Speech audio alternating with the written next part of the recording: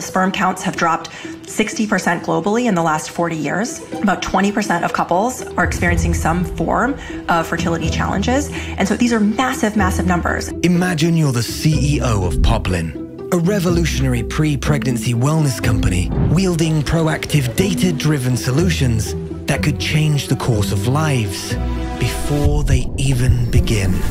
I envision a world where preconception care is covered as part of an essential health benefit like prenatal care is. Healthier parents give birth to healthier babies. There is no ambiguity in that. Yet, formidable challenges cast long shadows over this audacious mission. Fertility is a complete black box for people until they try. You only find out if there's a problem when you're ready to conceive. And yet people were showing up in my office a year after trying to conceive, 2 years after trying to conceive, having no insight, no real data into what was going on. How do you start thinking about education for this segment to get people to think about it and make, pre-pregnancy a thing? This seems like a process problem. Why are we finding these things out so late in the process? Why are we not screening reproductive partners at the beginning of their journey so that they know what they're working with? And then from there, we can actually guide them on their path to getting pregnant and having a healthy baby. How do you awaken a society to the urgency of fertility health long before the clock starts ticking? And so this is where I think it's an appropriate time for...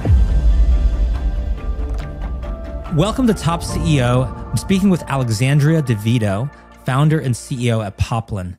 And first of all, Alexandria, what I love about your background in founding this company is this wasn't like a sort of fly-by-night operation where someone's like, oh, I see market opportunity, wow, let's jump in, let's rush into this before other people get in. This was actually years in the making in the type of research that a lot of times these days, a lot of people don't do. So take us through to the kind of the beginnings and why you felt like before you launch, a software or a tech company, you've got to have like clinical experience.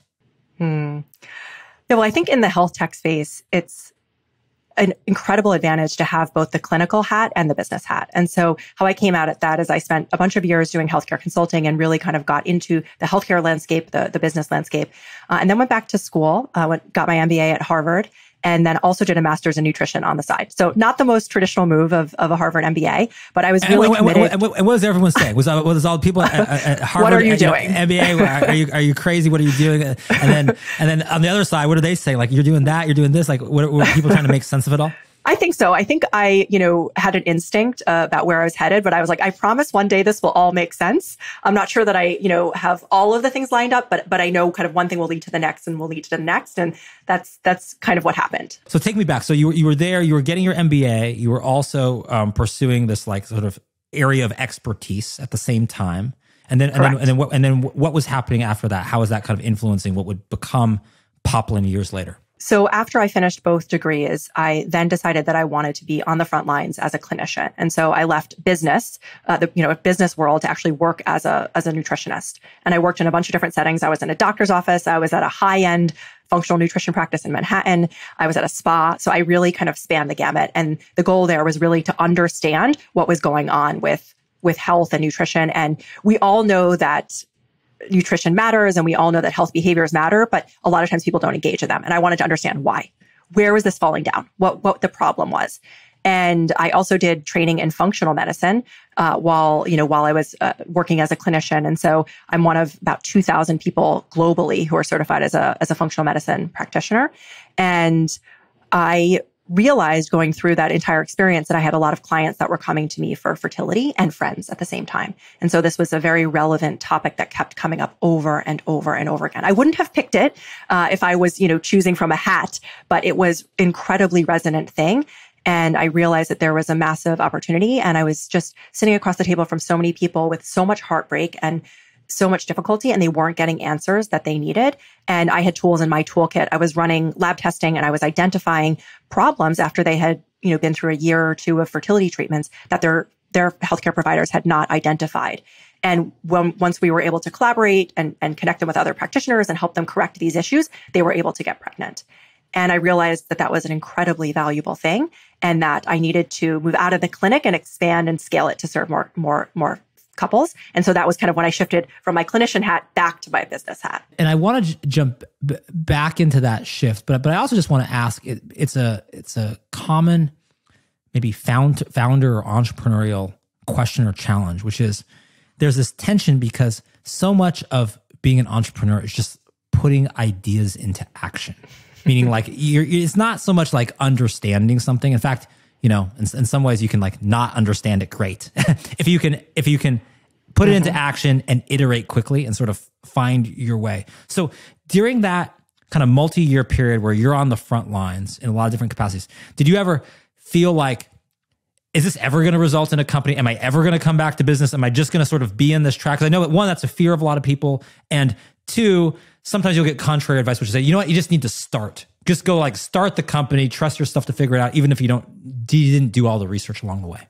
Oh gosh, it's such a great perspective. Yes, I think if I were to, give my earlier self advice, it probably would have been to test more things, test earlier, and create a lower bar. I think I spent a lot of time in the research phase and the validation phase because I really was focused on making sure that I had clinical protocols that worked. And so I would test and then retest. And I was doing a lot of the testing, but it was within the context of the clinical setting, not in the context of what is the business offering that would resonate with the market. And so those two things are very different. And so I think, giving advice again, I would say, test more things, test earlier, and get as much early feedback as you possibly can, because that's how you move the ball forward. And of course, when you're in health and wellness, you alluded to this, it's things can be a little bit more cut and dried of if does it work or not. For example, Theranos runs into problems when stuff doesn't work. You can't fake things not working, of course. So, but how does it actually, as you start, if I'm going to summarize where you're at in your thinking, I mean, you had a thesis that dealt with nutrition, other lifestyle elements are really important to overall health. And we probably don't put enough emphasis on them, right? Whether that's nutrition, or I know you were looking at things like sleep or movement or other things like that. But then two, through that work, you encounter this sort of market segment, which is sort of fertility, which is a unique market segment because it's almost defined not so much as fertility, but as its opposite, infertility, which becomes the segment. So how did you sort of apply what you knew, your thesis, start realizing you're having conversations that infertility is an interesting area, and that there's a new take on it because if you focus on the fertility, rather than the infertility part, it leads you to a different time horizon in when you might engage with a potential customer. Absolutely. So I think this is informed by, probably two things. One is my own bias as a relatively type A planner, organizer, health optimizer individual. And so I kind of wear that hat. And then I think two was looking at clients who I think had maybe a similar disposition. And, I noticed that they were preparing for every other area of their life. They were preparing for careers. They were preparing for a wedding a year in advance. They were preparing for buying houses, right? There's software, there's infrastructure, there is support for every single one of these major milestones. And yet people were showing up in my office a year after trying to conceive, 2 years after trying to conceive, having no insight, no real data into what was going on. The approach was, let's throw some stuff at the wall and see if it sticks. And by the way, sometimes it does. Fantastic. And much of the time, increasingly, it's not. And so as someone who, has a business background, I'm wondering, this seems like a process problem. Why are we finding these things out so late in the process? And so can we re-engineer the process so that we're actually looking at things early on? And this was, kind of inspired by the work that I did as a consultant. We'd go into a new client and we'd run a set of KPIs, key performance indicators. Let's do a diagnostic. Let's see what we're working with before we give any recommendations. And I wondered, why is this not happening with health? And certainly, why is this not happening with fertility? We have all the data points. We know the things that influence fertility. We know potential red flags or yellow flags. Why are we not screening reproductive partners at the beginning of their journey so that they know what they're working with? And then from there, we can actually guide them on their path to getting pregnant and having a healthy baby. It just seemed like a very backwards process. And so to your point, rather than dealing with fertility only in the context of infertility, let's actually treat it proactively. And so this is where we've created this new concept of pre-pregnancy wellness, which is the state of your health, in the 1 year approximately before you conceive. We can measure it. We can track it and we can identify any potential issues. And I realized that's a much more clinically effective, but also a significantly better user experience if you approach this entire process proactively that way. Well, and it's interesting the value that can be created, and if more companies should target shifting the time horizon of when things are done, like the same activities done proactively versus reactively can actually make a difference. I'll give you prior to running our global marketing agency, I was an author and on education topics, and I'll give you a related example where we used to always say, well, all these kids and families are taking out student loans because they can't afford college. And so you pay the interest on a student loan to someone else, usually like a big bank.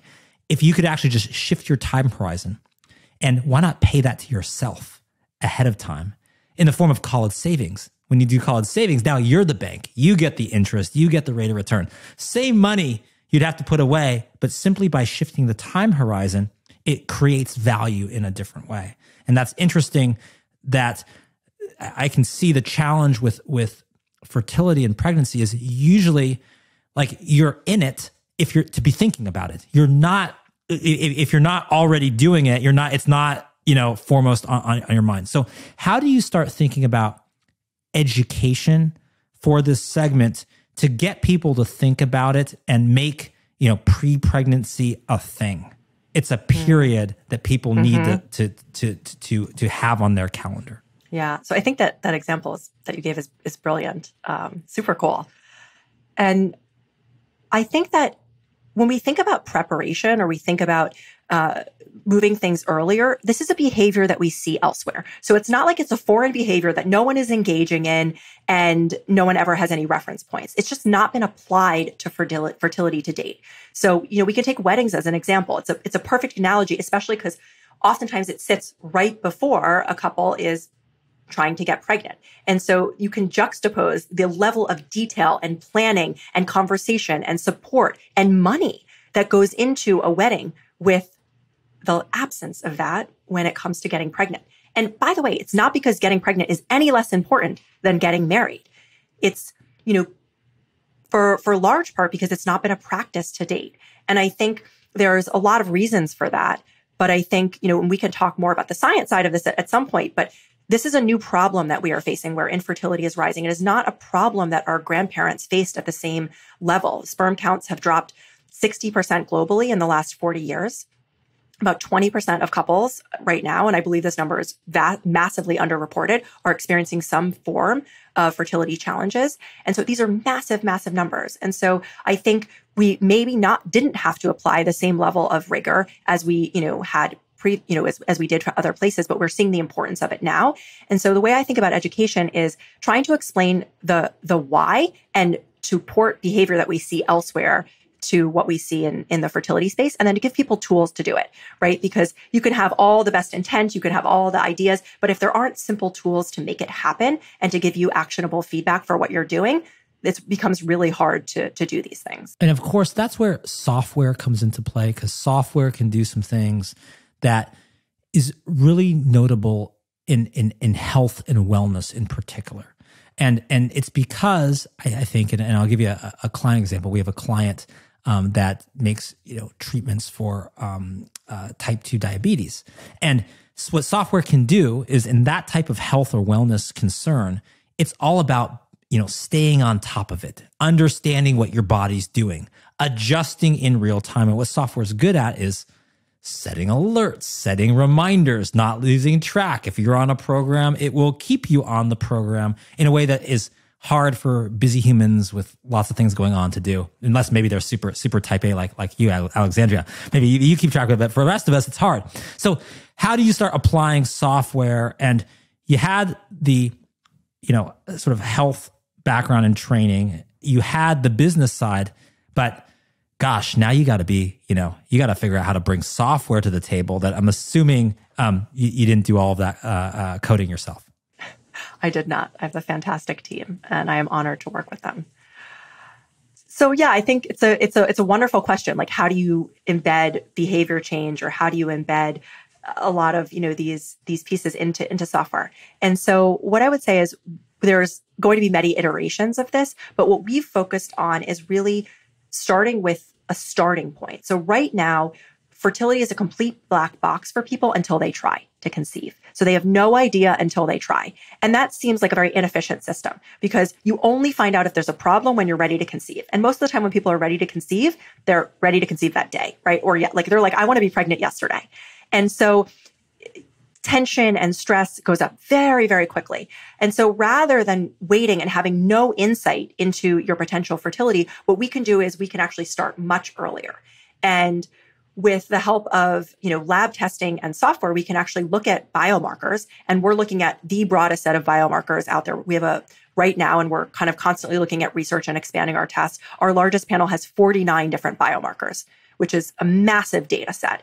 And so we look at 5 different categories of wellness. And so we're able to see things that we, haven't really been looking at. And so we can identify red flags and yellow flags, and we can track those over time. And so we can see, are the implementations that you're making actually changing your blood work? Are they changing things? So is your thyroid function improving? Is your metabolic function improving? Are, any vitamin deficiencies that we've identified improving? And that gives you real-time feedback, which often I find is very encouraging for people, because otherwise it's just like, I think I'm healthy, I think I'm doing what I'm supposed to, but I have no feedback to know.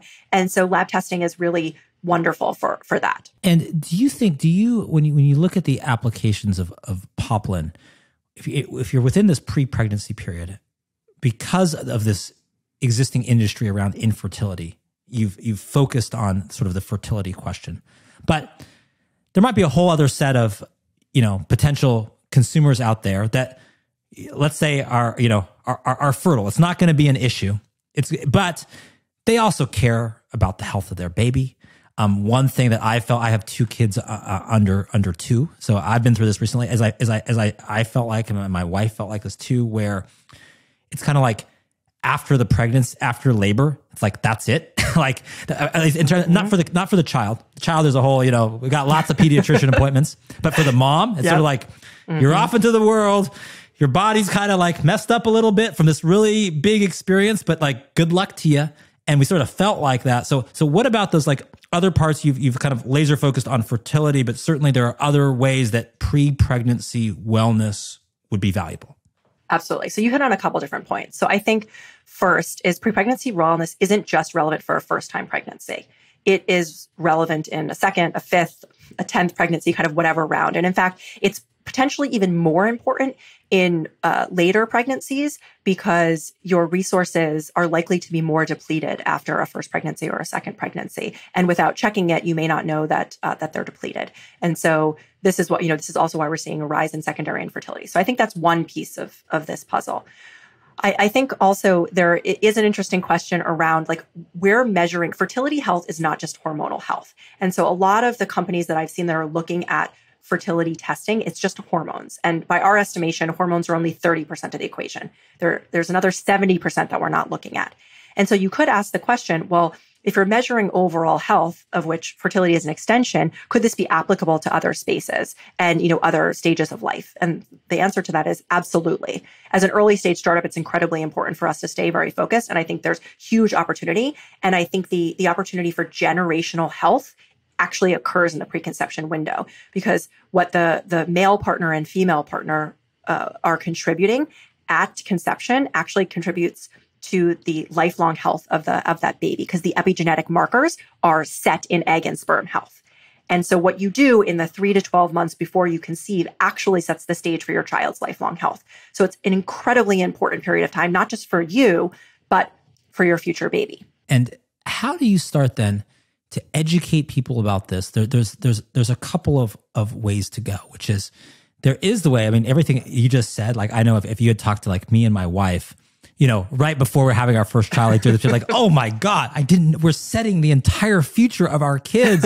Like right now, like don't put down the ice cream. Don't eat that. Seriously. Like our future's, there's that. I'm sort of For joking. Sure. I'm half joking a little bit. A hint of truth there, but we would maybe approach it like that.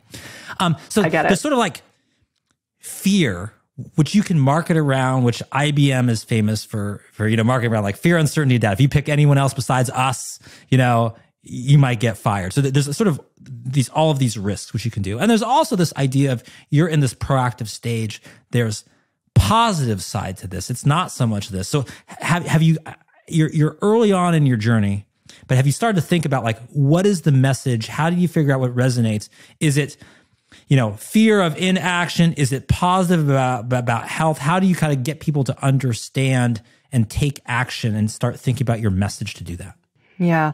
So I think one thing that I'm really focused on, as a company is this idea of informed consent. And what that really means is that as a consumer, anytime you are prescribed a medication or anytime you are undertaking a health behavior, it's really important that you understand the positives and negatives of that medication or that behavior change. And in a medical setting, your healthcare provider is responsible for sharing that information with you. And so we're not acting as medical providers, but I take inspiration from that approach, which is that I believe it is our responsibility to communicate, here's what the data says about pre-pregnancy preparation. And the data is overwhelmingly clear. Healthier parents give birth to healthier babies, like bar none. There is no ambiguity in that. And then we ask the question, okay, well, what does healthy mean? And how can we measure healthy? And that's what we're doing. But I think I want people to know. And then what they choose to do with that information is completely up to them. We have a spectrum of people in terms of how they engage with health behaviors. And there are people that want to be more aspirational and want to optimize and do the best they possibly can. And for some people, that really stresses them out. And so once you have the information, it's up to you to decide how much of a, planner and optimizer that you and your partner want to be. That is for you and your family to decide. What I think we want to get out there is to know you have so much more control over this process if you so choose, and the choice is yours. And one of our clients is in marketing capacity is Quest Diagnostics, which is probably the largest sort of kind of diagnostic testing provider in the U.S. A huge company, and one of the programs we had launched helped them launch was this idea of sort of quest for health equity, which is how do all populations have access to the same diagnostic testing information, the same access to have the opportunity to live a healthy life. Because if you aren't getting tested or diagnosed correctly, if you aren't taking some of those tests, it's very difficult too. So how do you think about just larger societal implications, government implications of what you do when you've got a startup company? You just got to keep the lights on and get to the next stage.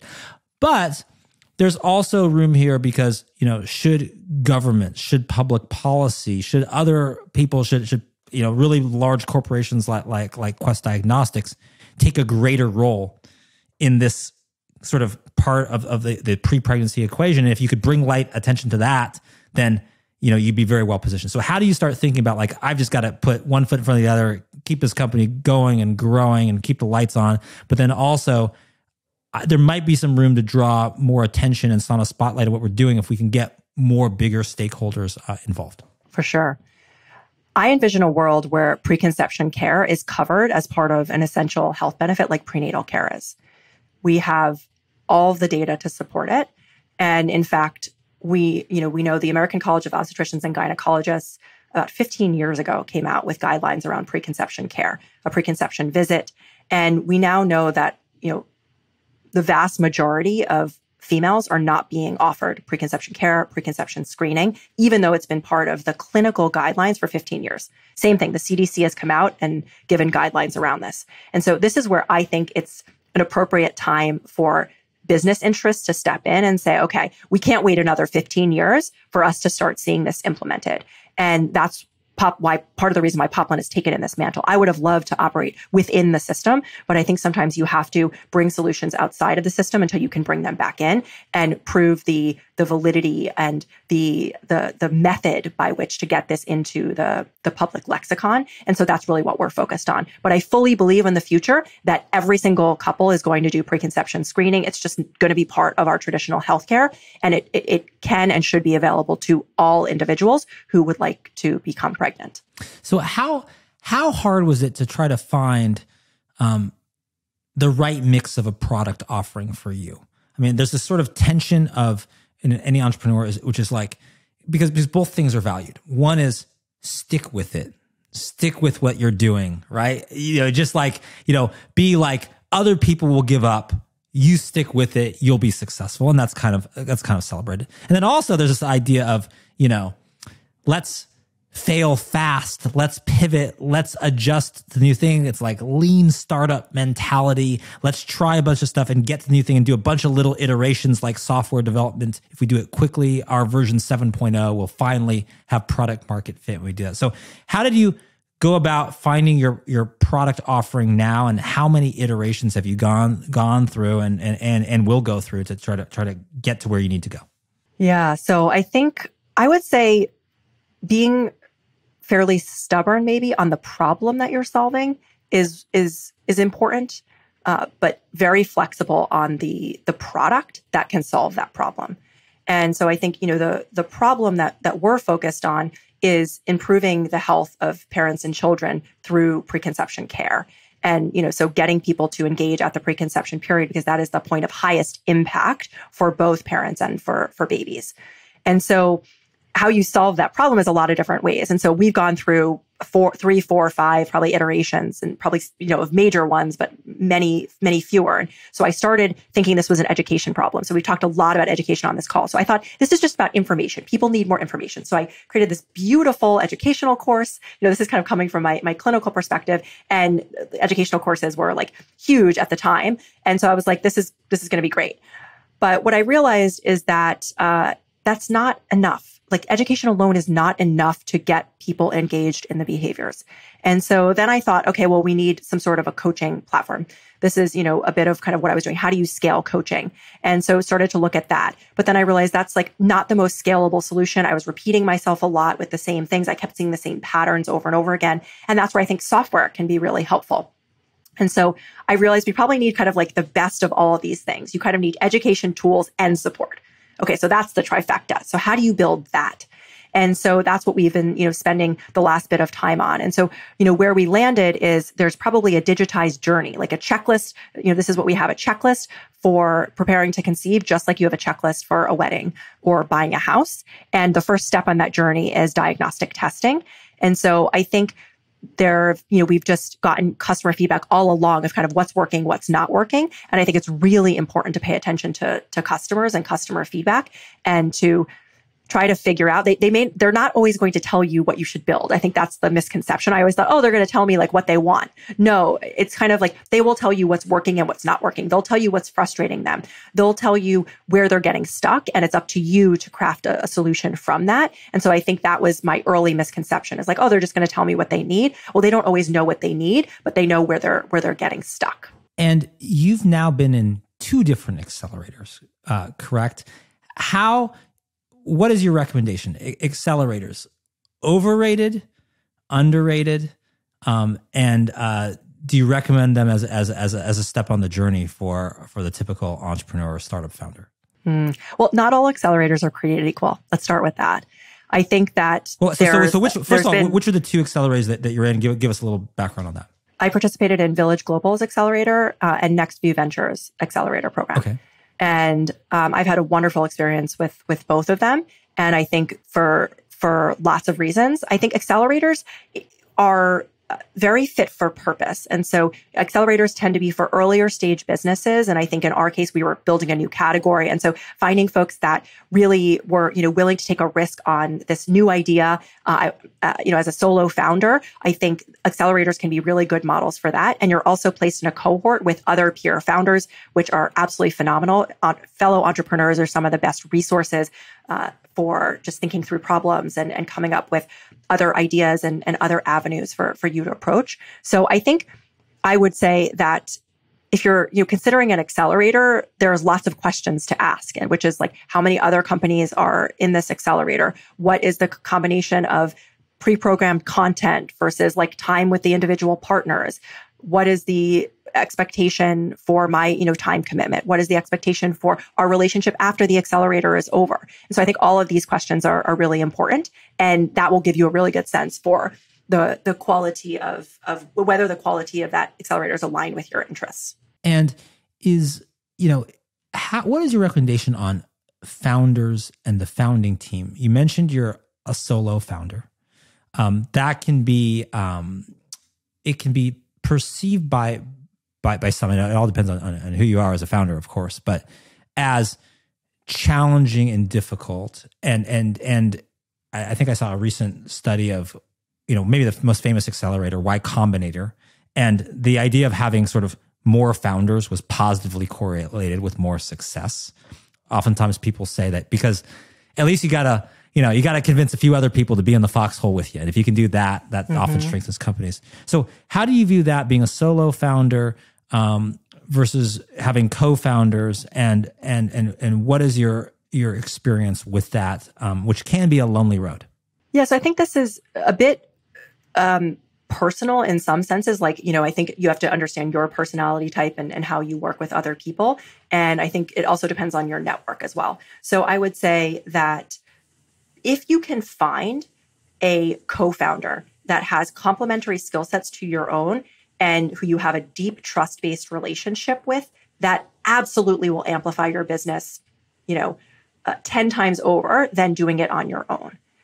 In my experience, and the experience of many, many, many friends who have had co-founders, whether that's one or two or multiple, that's a very rare.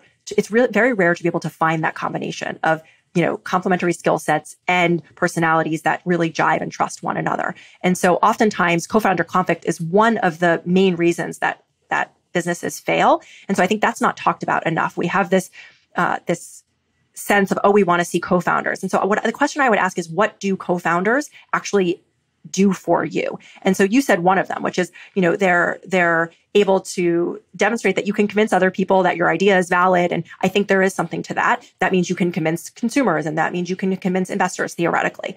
I think there's also a piece of this, which is, as you also mentioned, it can be a lonely road. And so I think I actually have a team of 3 other female founders that I meet with on a weekly basis. And we've been doing this for the past, maybe 3 years.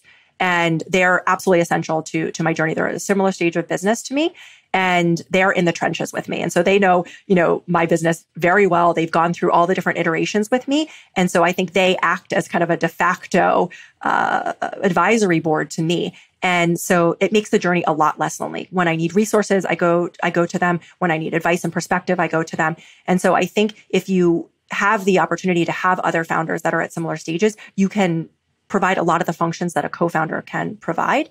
And so it's really, a personal decision. And I would say it's more detrimental to just add someone to the team because an investor asks you to, than to actually add someone to the team because you believe that they're a peer that's going to contribute to the business in the same way. And so I would just be very thoughtful about that decision and have the confidence to do what instinctually you feel is best for the business. Well, and I feel a lot of times that this, you talk about kind of this female founder, sounds almost like a mastermind group that is the term that you have makes a difference.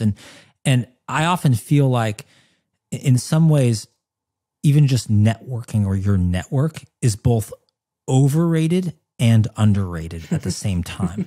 Overrated because when people talk about networking, they're like, yeah, I'm going to 1 million conferences, I'm meeting all these people, and I'm having drinks, and doing that. And it's actually easy to get very busy with that, not really accomplishing a lot. And in that sense, I think it's overrated. But in this other way, for entrepreneurs, it's underrated in that, I think there's whole, types of people I know, like, who they solve problems by like tapping into their network. Like, that is how they solve a problem, right? It's like, they're just like, okay, I've got this really hard challenge.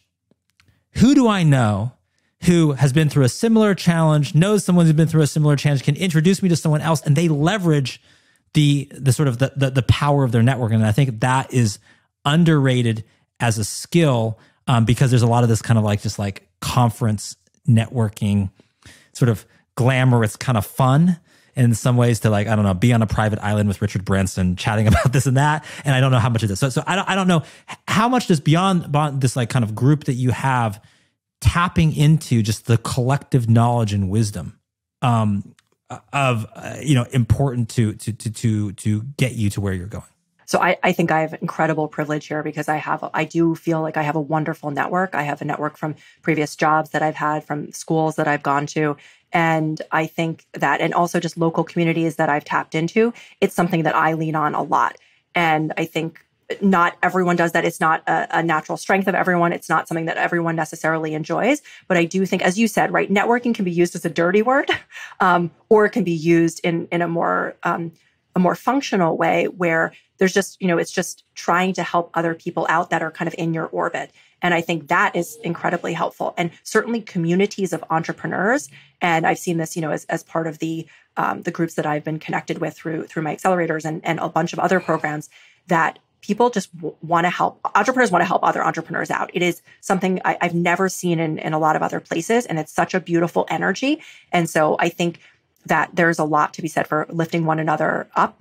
And in that case, I think network is an absolute strength and competitive advantage. And also that as a founder, as an entrepreneur, you have to be able to solve problems different ways. I would almost describe it as like a flexible problem solver, meaning sometimes you got to solve problems by hard work and grit. You just gotta push through. Sometimes you got to solve problems by what we just talked about, is by tapping into a broader network of expertise. Sometimes you got to solve problems because you've got to, pivot really, really fast, and there's changing market conditions, and you'll solve it that way. Sometimes you've got to solve problems with systems and processes, but then sometimes you got to solve problems by like making a great hire and making like a single person that can just their presence can transform, the fate of your company. So I think the other thing, and I love your comments, this idea of sort of flexibility in problem solving, being a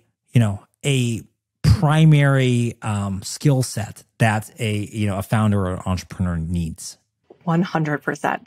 I think so much of what we did in consulting was around problem solving, and so I think I gained a lot of early training in that. But I think you're right. A CEO and a business leader, in a lot of cases, is a professional problem solver and decision maker, and it's really, and I think as a CEO, you have to operate at different levels of abstraction on a almost minute to minute basis. And so you gave a couple of different examples there, but in some cases you have to be at like a 10,000 foot view when you're thinking about the strategy of your business and the couple year plan. And then then I'm reviewing lab tests and I go to the like 1 inch level with my clinical team.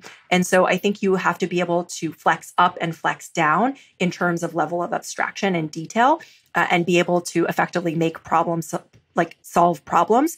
And by the way, like as the CEO of a business, the only problems that get to you are the ones that are hairy. So all the simple problems have already been handled.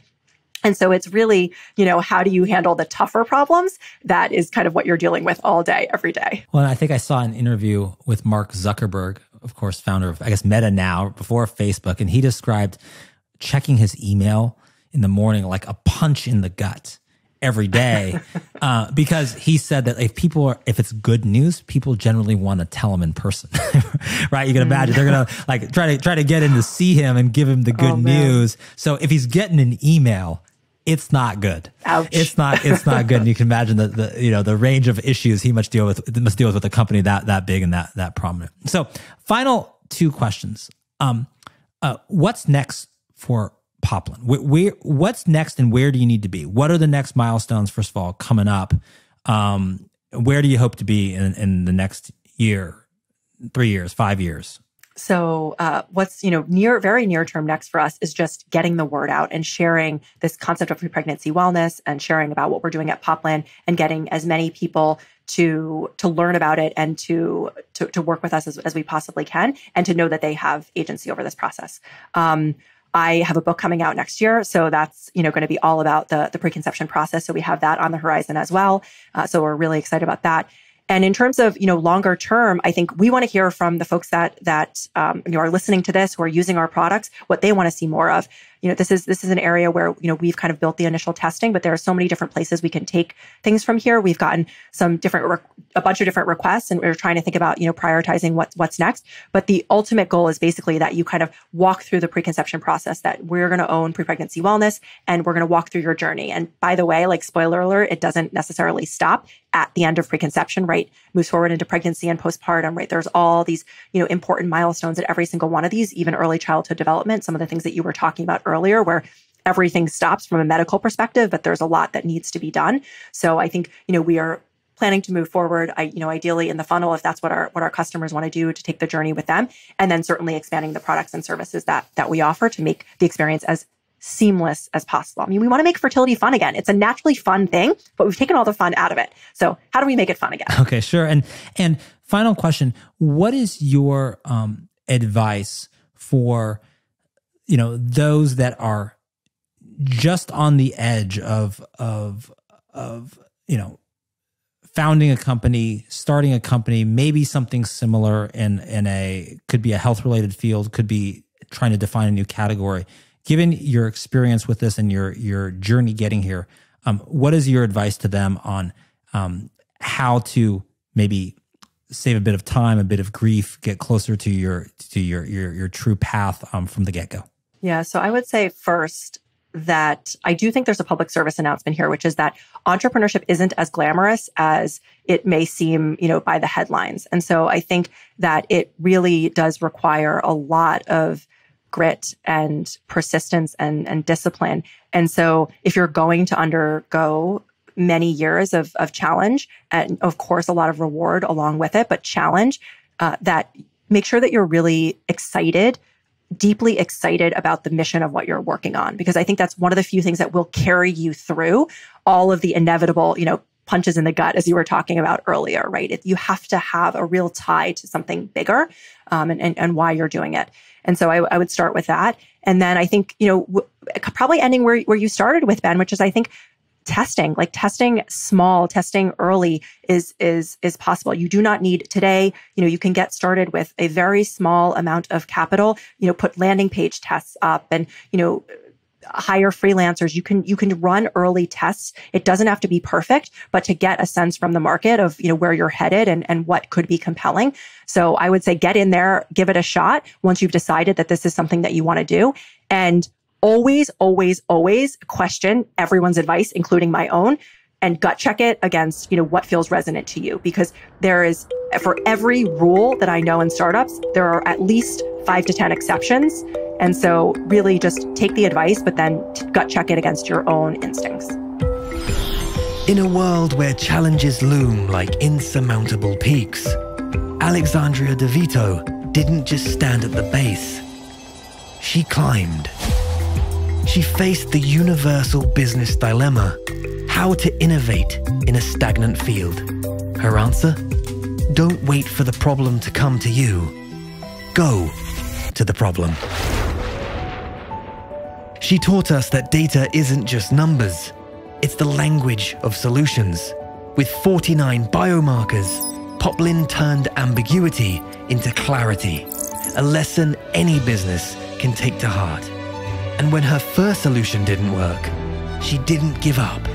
She iterated. The lesson? Failure isn't falling down. It's staying down. She also knew the value of customer feedback and the power of a strong network, proving that no one succeeds in business alone. As for the future of Poplin, they're not just setting the bar, they're moving it. They're expanding their reach, just as any successful business should aim to do. So whether you're in healthcare, tech, or any field in between, remember this: the keys to success are action, adaptation, and evolution. And with that, it's case closed.